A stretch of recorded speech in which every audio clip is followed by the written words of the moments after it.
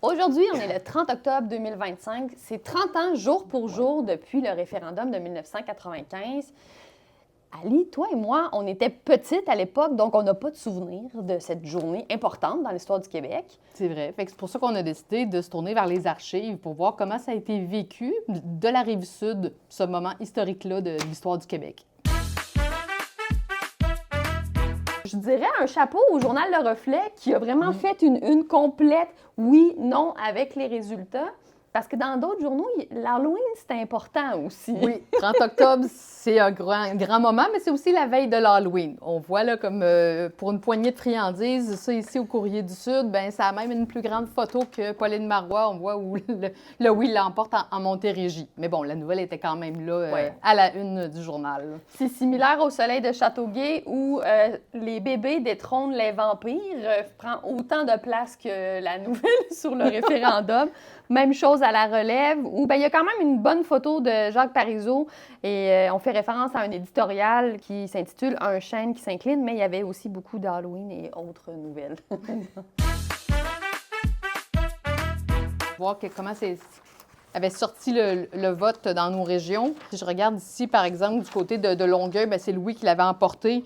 On voit, entre autres, là, dans Marie-Victorin, par exemple, il y avait 60 pour le oui, ce qui est quand même assez fort. On voit aussi que, du côté de Longueuil, dans Marie-Victorin, il y a le oui qui était sorti assez fort à 60 Un tableau aussi, j'avoue que je trouve ça quand même très drôle à regarder parce qu'on voit le taux de participation dans chacun des comtés de toute la Montérégie. Puis, on comprend à quel point c'est un moment historique. Là.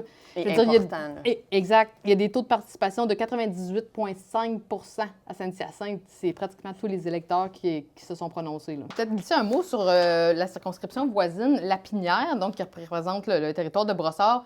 Là, le portrait est tout le contraire. En fait, là, c'était une victoire du non et assez forte. Puis, on le disait d'ailleurs que c'était pas une surprise. C'est juste de voir à quel point ça allait entrer. Entrée solide. Puis la députée de Lapinière, Fatima Oudepépin, dans les pages, donc quelques jours après le 30 octobre, on voit qu'elle a réagi aux fameux propos de Jacques Parizeau qui a tenu le soir du référendum sur le vote ethnique. Donc, elle déplore ces paroles-là. Puis donc, on voit à quel point ça avait fait réagir directement là, à l'époque. Là, il avait démissionné. Donc, il y avait eu beaucoup de répercussions. Ouais. Pas très loin, dans le comté de la Prairie, c'est le oui qui l'avait emporté à 60,1 versus le non à 39,9 Dans le comté de Châteauguay, c'est le non qui l'avait emporté, puis c'est en partie grâce ou à cause, selon le vote des Châteauguay, parce que dans toutes les autres villes, c'est le oui qui l'avait emporté, mais à Châteauguay, c'est le non qui l'avait emporté. Évidemment, Châteauguay est aussi la plus grande ville du comté. Donc, il avait titré « Les Châteauguay ont fait pencher la balance ». Du côté de La Relève, c'est le oui qui l'avait emporté à Verchères à 66,9 et dans le secteur de Marguerite-Diouville à 59 Et du côté de Valleyfield, en fait, là, c'était la circonscription, le comté de Salaberry-Soulanges. Le oui est passé à 56 dans une région où tout autour, c'était plus le non qui l'avait emporté. Bien, toutes les semaines avant, évidemment, le sujet du référendum, c'était hyper d'actualité. Il était abordé abondamment.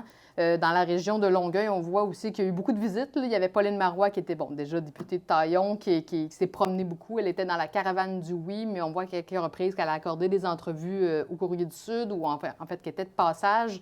C'est le cas aussi pour Lucien Bouchard. On voit même Daniel Johnson aussi, qui est passé sur la Rive-Sud, et Jean Charest. Donc, on sentait que les forces étaient vraiment mobilisées là, pour faire sortir le vote et pour aider les citoyens à prendre leurs décisions, idéalement dans son propre camp.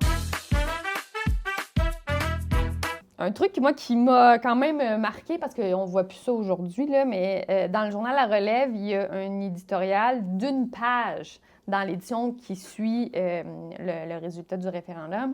Jacques Parizeau, un chêne qui s'incline, donc vous devinez que Charles Desmarteaux, à l'époque, qui avait écrit l'éditorial, n'était pas content du résultat. Et il fait un peu un hommage aussi en même temps à M.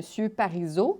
Un autre, c'est pas un éditorial, on appelait ça des billets d'humeur, dans le journal Le Reflet de Marcel Labelle. Ce que je trouvais intéressant, lui, c'est qu'il a plus raconté comment ça a été vécu sur le terrain, puis on n'était pas là, mais on devine que c'était extrêmement émotif dans les deux camps à cause du résultat, évidemment.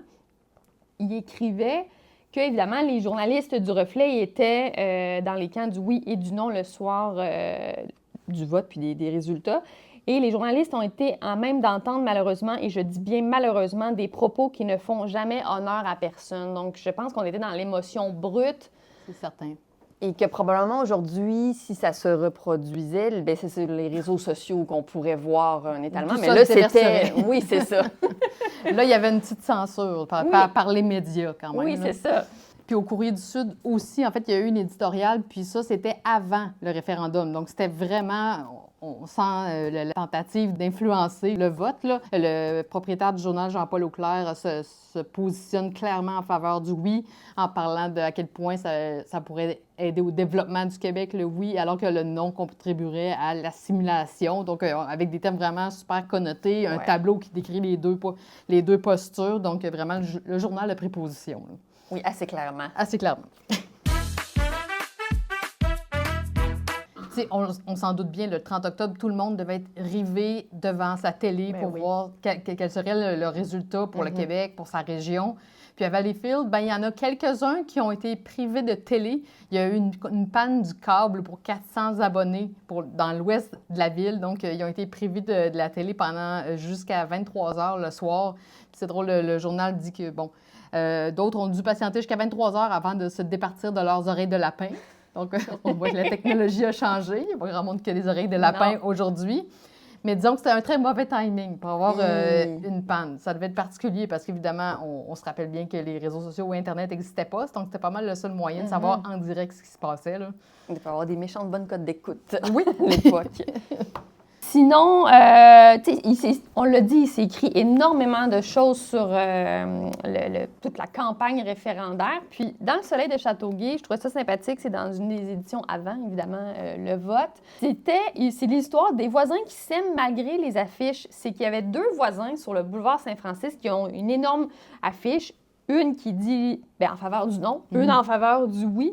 Puis le journaliste Michel Thibault les avait interviewés. Puis là, tout le monde pensait que c'était comme la grosse chicane entre les deux. Mais non, il y avait un respect mutuel. Et il y en a un qui dit on a chacun notre opinion et on se respecte. Puis voilà, c'est pas ça une saine démocratie.